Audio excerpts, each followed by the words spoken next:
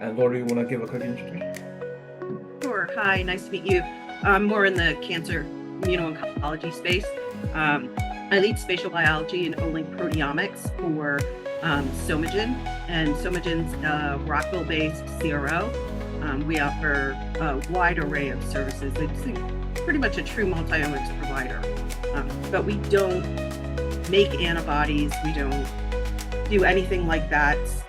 But we have Olink proteomics. We also support Infinity Bio, and I think our Macrogen site, we're its daughter child of a global CRO in Macrogen, and they're worldwide. I mean, just massive. Headquartered in Korea.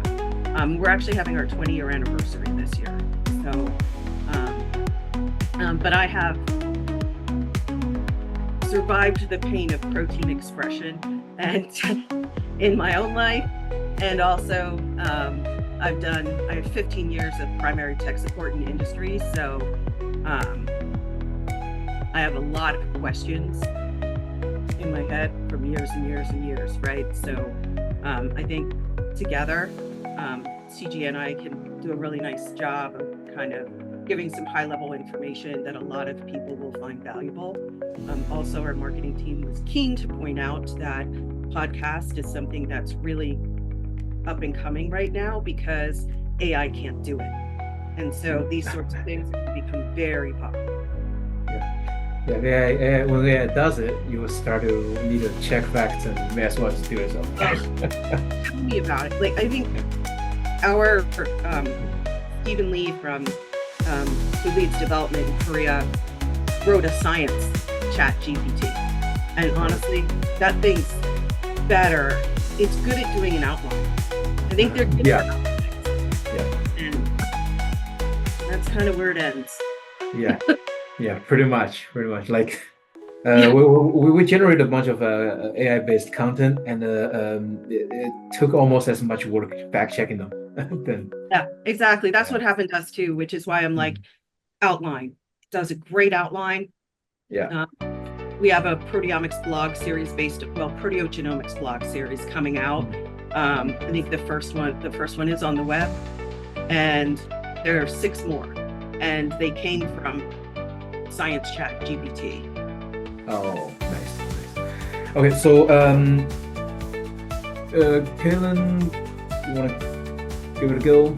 Sure. I am one half of our marketing team, so I will handle to do with this basically any sort of emails that go out on me, any web updates, getting this sort of thing on like a landing page if we wanted to. And then Amber is the other half of things, and she is our kind of social media and video expert. Expert isn't maybe enough of a compliment for how much she does. You have a dedicated half doing social media. That's already way advanced than what we have. Oh yeah, she is great, and she is huge on new ideas and new spaces that we can move into. So she is very excited about this and is unfortunately dealing with wrapping up some of the events that we've just been at. So that's why she's running a little bit late. But yeah, we're both totally thrilled to have somebody speaking with Lori about this. I look very much forward to meeting her in episode 2. So my name is CJ. I'm the VP of Marketing and Sales of BosterBio. BosterBio is an antibody manufacturing company who also offers therapeutic antibody discovery services, along with many other things. We'll go into that later. So without further ado, let me present the questions of today. Questions to pick from. So, here we go. The questions to pick from today. There are 14 questions, all about the theme of protein expression, and I'm going to have Dakota do the honors of picking the first one. Let's mix up the subject matter, and we are up to number 10. What antigen to use for antibody production? How does each strategy differ? So the two strategies we could use is either make a peptide or use a recombinant protein. So maybe in the final production, we'll actually design a table and put it up and talk over it. But I think the main benefit of peptides are the fact that it's much easier to make peptides that are PTM, post-translational modified, phosphorylated, acetylated.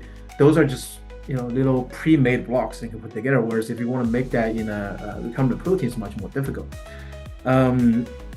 So if you want to make PTM specific antigen for immunization, using peptides is much easier.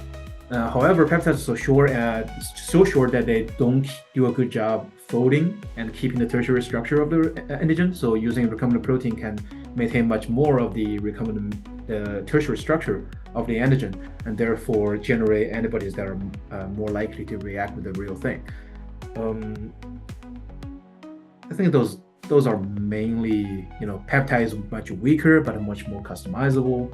Recombinant protein is much stronger. On average, it actually generates about a fold more, so about 4 to 10 times more, depending on what you count as the API, or the strength of the immunization. So in terms of a signal, we would generate on average 4 times more signal in signal strength if we immunize with a recombinant protein.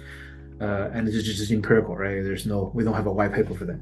And then for like immunization positivity, like what are the chances of getting a positive antibody using recombinant protein versus using a peptide is about 3 times more. Some other studies show it's like 10 times more immune reactivity